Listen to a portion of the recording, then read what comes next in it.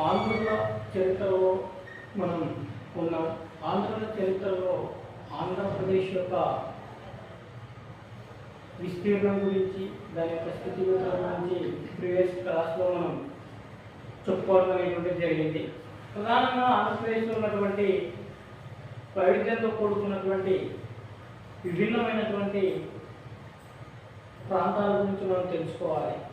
వీటిని తెలుసుకోగలగాలి అంటే మనకు నైసర్గికంగా ఉన్నటువంటి పరిస్థితులను ఆధారంగా తీసుకొని ఆంధ్రప్రదేశ్ను 3 సహజ మండలాలుగా మనం విభజించుకోవాలి.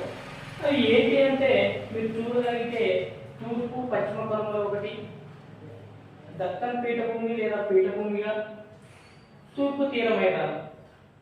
ఇలా సహజ సిద్ధంగా ఏర్పడినటువంటి ఈ మండలాలను మనం తీసుకోవడం అనేటువంటిది జరిగింది.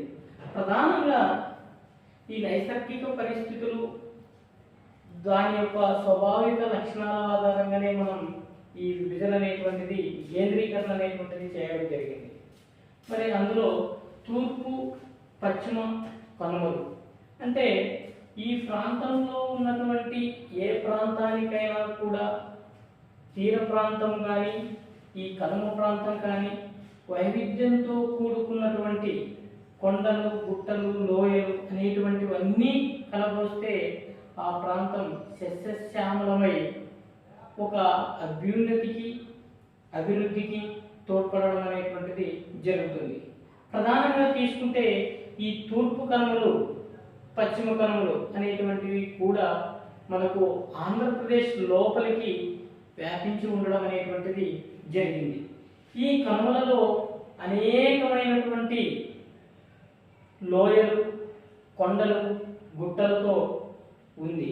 ఈ కనుమలు ఎక్కడా కూడా మనకు ఏకశ్రేణిగా ఉన్నాయని చెప్పుకున్నాం, కానీ ఇవి ఎప్పుడూ కూడా ఏకశ్రేణిగా మనకు కనిపించవు. ఎందుకంటే ఒక్కొక్క ప్రాంతంలో ఒక్కొక్క భౌగోళిక వైవిధ్యాన్ని అనుసరించి ఉన్నాయి ఈ కనుమలు. ప్రధానంగా మనం తీసుకుంటే తూర్పు కనుమలని మనం తీసుకోవాలి. ఈ తూర్పు కనుమలను కనుక మనం ప్రధానంగా ఈ కనుమలే ఆంధ్రప్రదేశ్లో వ్యాపించి ఉండడం అనేటువంటిది కూడా జరిగింది.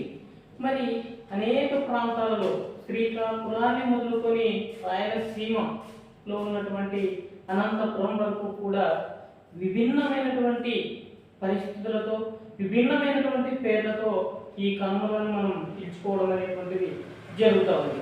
అయితే శ్రీకాకుళంలో ఈ తూర్పు కనుమలను ఏ విధంగా పిలుస్తారు, ఎందుకు ఆ విధంగా పిలిచారు, ఏంటి అక్కడ ఉన్నటువంటి ప్రత్యేకత అనేటువంటిది ప్రతి జిల్లా, ప్రతి ప్రాంతంలో మనం తెలుసుకోగలిగితే మనం ఏ ఎగ్జామ్ పాయింట్ ఆఫ్ వ్యూలోనైనా కూడా ఎక్కడ ఏ క్వశ్చన్ ఏ విధంగా వచ్చినా కూడా మనం చేయడానికి సంసిద్ధంగా ఉంటాము.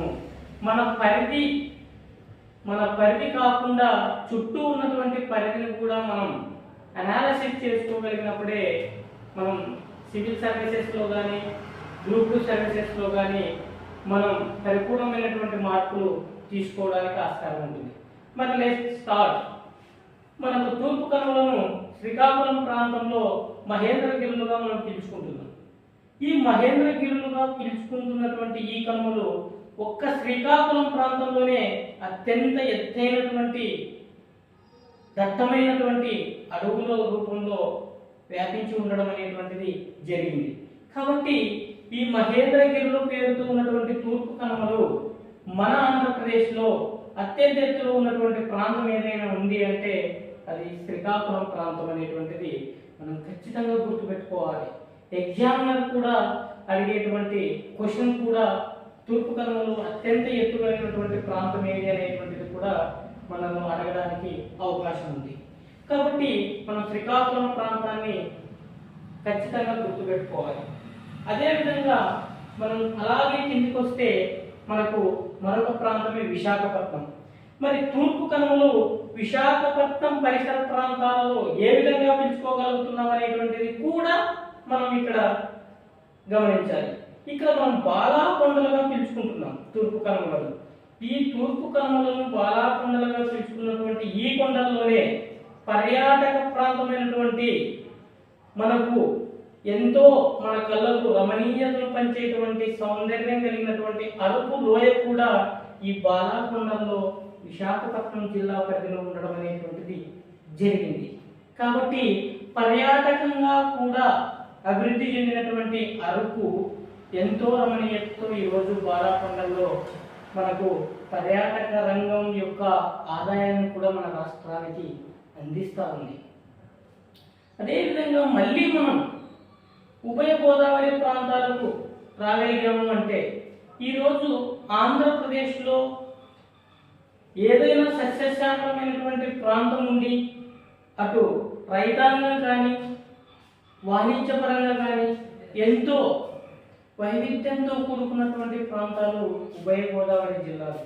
ఉభయ గోదావరి అంటే ఆ ప్రాంతం వాళ్ళకు కూడా మమకారంతో పాటు వెటకారం కూడా ఎక్కువ అనేటువంటిది ఒక నానుడి ఉంది. కాబట్టి ఈ ఉభయ గోదావరి జిల్లాల్లో ఉన్నటువంటి వ్యాపించినటువంటి తూర్పు కనుమలను మనం పాపికొండలుగా పిలుచుకోవడం అనేటువంటిది జరుగుతూ ఉంది.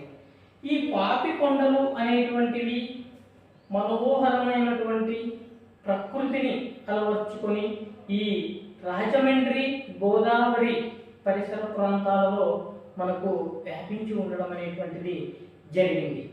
మనకు అదే విధంగా మళ్ళీ కృష్ణా ప్రాంతానికి కనుక మనం వస్తే ఈ కృష్ణా ప్రాంతాల్లో తూర్పు కనుమలు అనేటువంటివి రెండు పేర్లతో పిలువడం అనేటువంటిది జరిగింది. ఒకటి కొండపల్లి సీతానగరం కొండలుగా పిలుచుకోవడం అనేటువంటిది జరిగింది. ఈ కొండపల్లి సీతానగరం కొండల పేర్లతో ఉన్నటువంటి తూర్పు కనుమలు ఇక్కడ కూడా తమ భౌగోళిక వైవిధ్యంతో కూడుకున్నటువంటి వ్యాప్తిని చేసుకున్నాయి. కాబట్టి మనకు రాను రాను వచ్చేటువంటి జిల్లాల్లో ఈ తూర్పు కనుమలు అనేటువంటివి అనేకమైనటువంటి పేర్లతో రూపాంతరం చెందడం అనేటువంటిది జరిగింది. ఈ పేర్లను మనం ఖచ్చితంగా గుర్తించుకోగలిగితే మనం సక్సెస్ఫుల్గా ఎగ్జామినేషన్లో మంచి మార్కులు తీసుకురావడానికి అవకాశం ఉంటుంది. మరి చూడండి, ఈ కొండపల్లి సీతానగరం కొండలు, ఈ సీతానగరం కొండలు అనేటువంటివి కనుక మనం పరిశీలిస్తే మనకు విజయవాడ ప్రాంతంలో ఈ సీతానగరం కొండలు అనేటువంటివి ఉన్నాయి. ఈ విజయవాడ ప్రాంతంలో మనకు కృష్ణమ్మ పర్వలు తొక్కుతూ, అంటే కృష్ణమ్మ అంటే కృష్ణానది, పర్వలు తొక్కుతూ ఈ కొండను చీల్చుకొని ప్రవహించడం అనేటువంటిది జరుగుతూ ఉంది.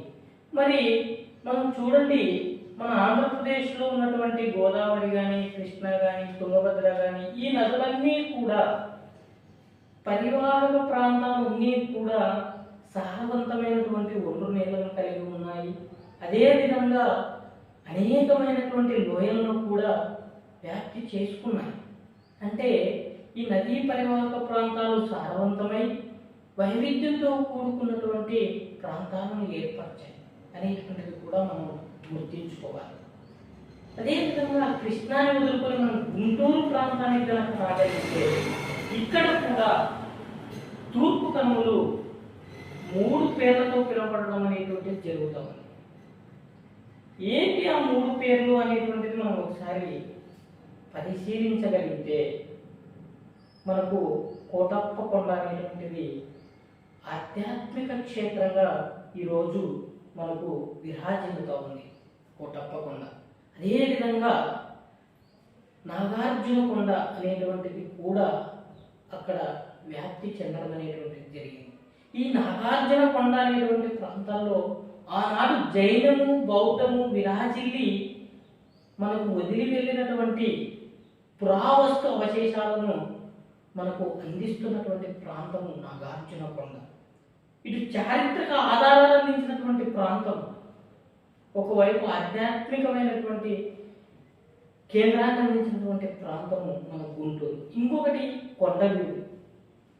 కొండవీడు ప్రాంతం కూడా మనకు ఈ తూర్పు కనుమలకు ఇలా కొండవీడు, కోటప్ప కొండ, నాగార్జున కొండలుగా చారిత్రకమైనటువంటి అంశాలతో కూడుకున్నటువంటి వైవిధ్యం కలిగినటువంటి కొండలుగా ఈరోజు మనకు కనిపిస్తూ ఉన్నాయి. మరి ఇలాగే మనము వెళ్తా ఉంటే కృష్ణా నదికి దక్షిణంగా ఉన్నటువంటి తూర్పు కనుమలు రెండుగా విభజించడం అనేటువంటిది జరిగింది, రెండు పేర్లతో పిలవడం అనేటువంటిది జరిగింది.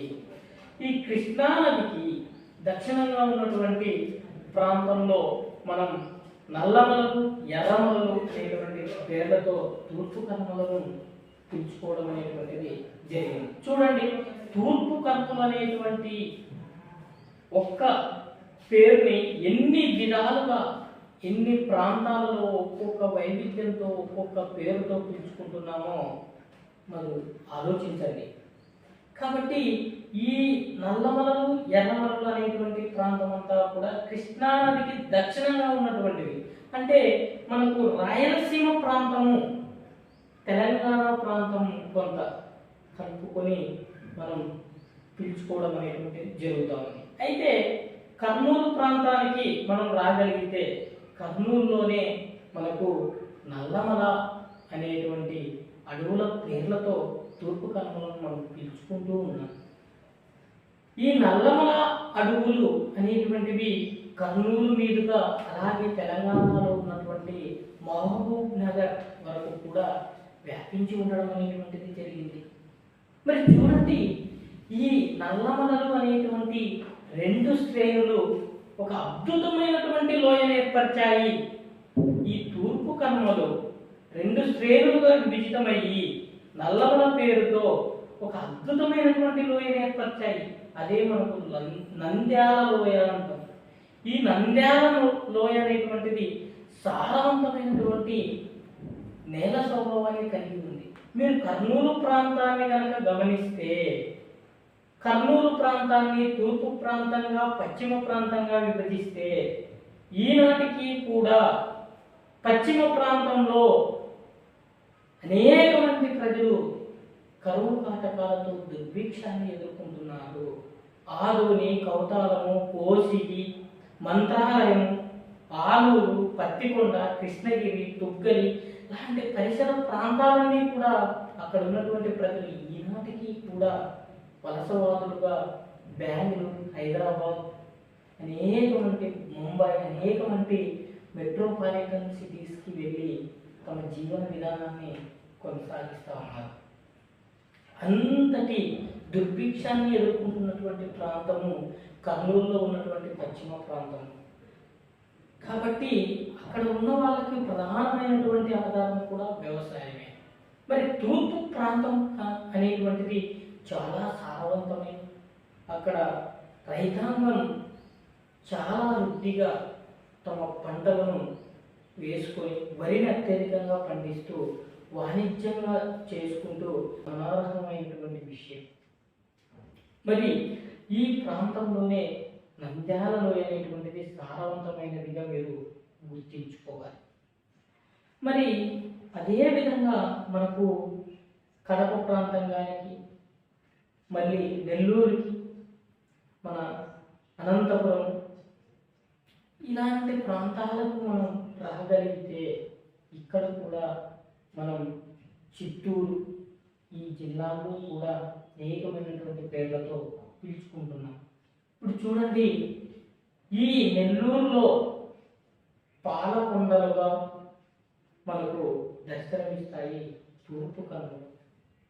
అదేవిధంగా చిత్తూరు జిల్లాలో శేషాచలం కొండలుగా మనకు దర్శనమిస్తాయి ఈ తూర్పు కనుమలు.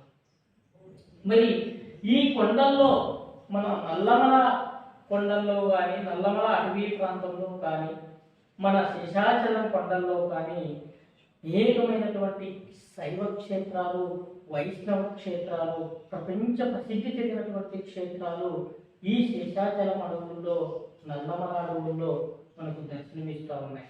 నల్లమలలో శ్రీ భ్రమరాంబిక మల్లికార్జున స్వామి వెలిసి అనేక మంది భక్తులకు ఆశీర్వచనాలతో భోగ భాగ్యాలు ప్రసాదిస్తూ ఉన్నారు.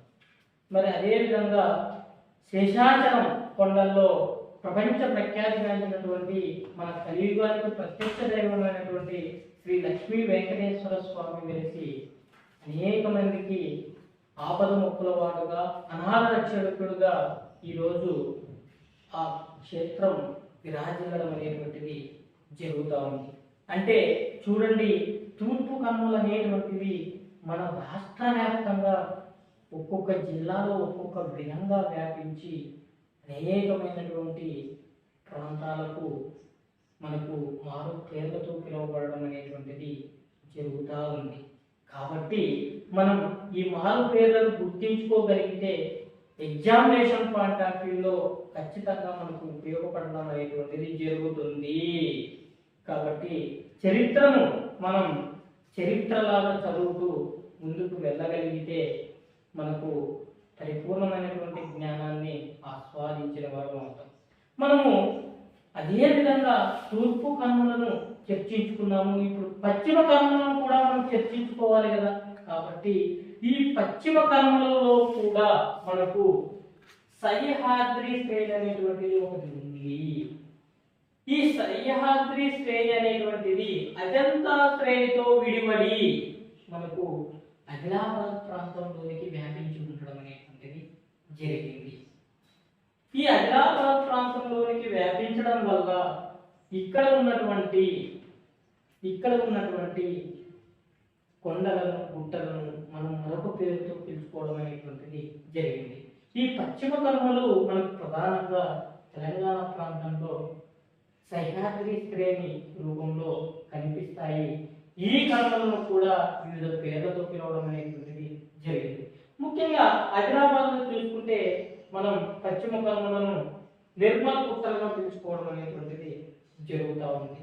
అదేవిధంగా కరీంనగర్ ప్రాంతాన్ని రాఖీ గుట్టలుగా పిలుచుకోవడం అనేటువంటిది జరుగుతూ ఉంది. ఖమ్మం ప్రాంతంలో కర్గికల్ గుట్టలుగా పిలుచుకోవడం అనేటువంటిది జరుగుతూ ఉంది. కానీ ఈ తూర్పు కనుమలకు పశ్చిమ కనుమలకు సమానమైనటువంటి హోదాని మనం ఇవ్వడం జరిగింది. కానీ ప్రధాన శ్రేణిగా మనం తూర్పు కనుమలనే పరిగణలోనికి తీసుకొని మనం చర్చించుకోవడం అనేటువంటిది జరిగింది.